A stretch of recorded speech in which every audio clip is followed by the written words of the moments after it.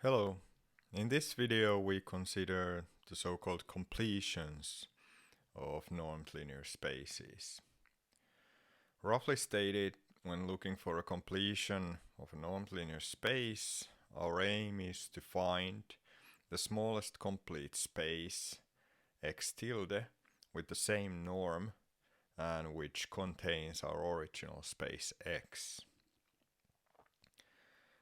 Before stating the definition, we first define the concept of denseness on a normed space. And according to this definition, a subset A is dense in another subset B of a normed space X if any element X in B can be approximated with arbitrary accuracy with another element y epsilon from A. And the main thing to note here is that the approximating element y epsilon is allowed to depend on the desired accuracy epsilon. And this way the general meaning of denseness is precisely that there are always elements of A arbitrarily close to all points of the set B, and this closeness of the elements here is measured in the norm of the normed space. And with this background, we can present the definition of a completion of a normed space X. And this is defined as another normed space Y, but equipped with the same norm as on X. And the definition contains three main conditions for the space Y.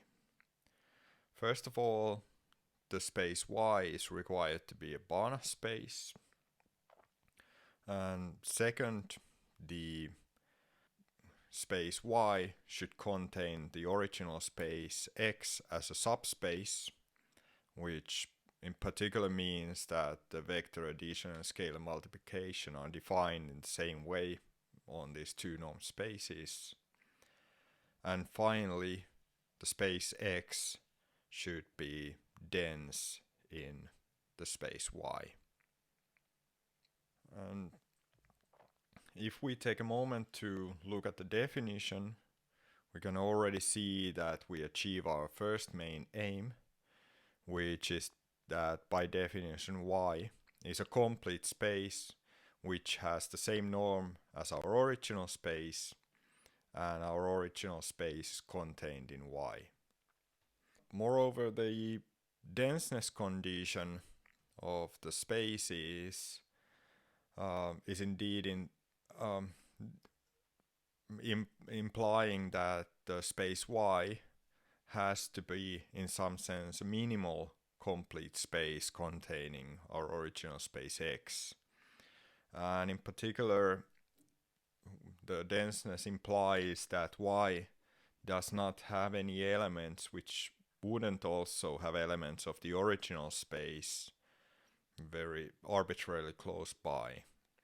And the definition of a completion that we've studied here is actually a simplified version of the full definition of a completion, which we don't present in this video. And the main difference between these versions is that the full definition, in the full definition, the relationship between X and Y does not have to be as simple as in our version here.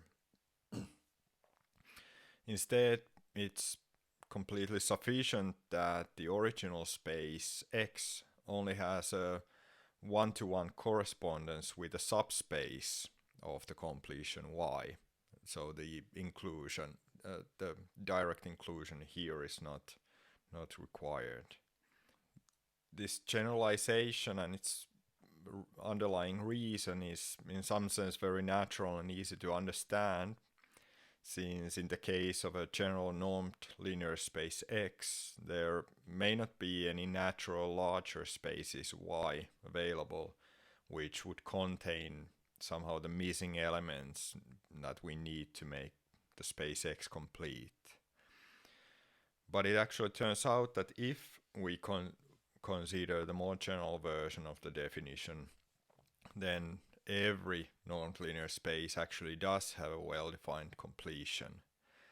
And moreover, it turns out that this completion is always unique up to this kind of a one-to-one correspondence between spaces that also appears in the definition. For our purposes, this simplified version is, at least for the most part, the suitable version for considering examples of spaces of functions where we can look for the completion y in the form of a larger space of functions. And as a final comment, the completion of a normed space has in many ways a very natural property that any Cauchy sequence of the original space X has a well-defined limit in the completion. And this result follows quite immediately from the definition, because since the two spaces X and Y have the same norm, an arbitrary Cauchy sequence on X is also a Cauchy sequence on Y, and because of this it converges to a limit X in the complete space Y.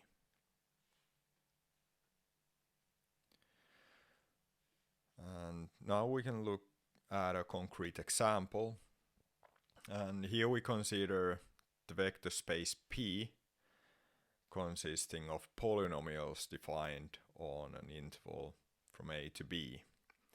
And on this space we have the same vector addition and scalar multiplication that we use for functions defined on the interval from A to B.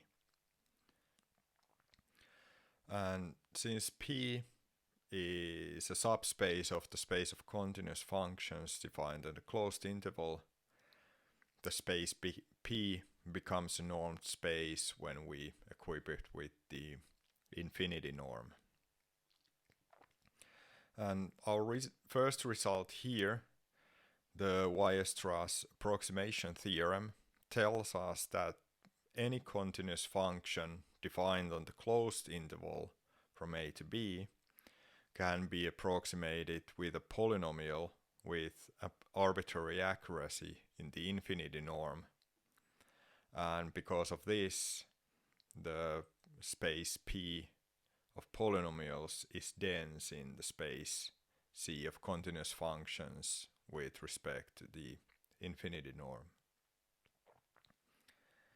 And using this result, we can also deduce that the normed space C is in fact exactly the completion of the space P of polynomials. And indeed, as we saw before, C is a Banach space and P is a subspace of C, and finally P is dense in C due to the Weierstrass approximation theorem.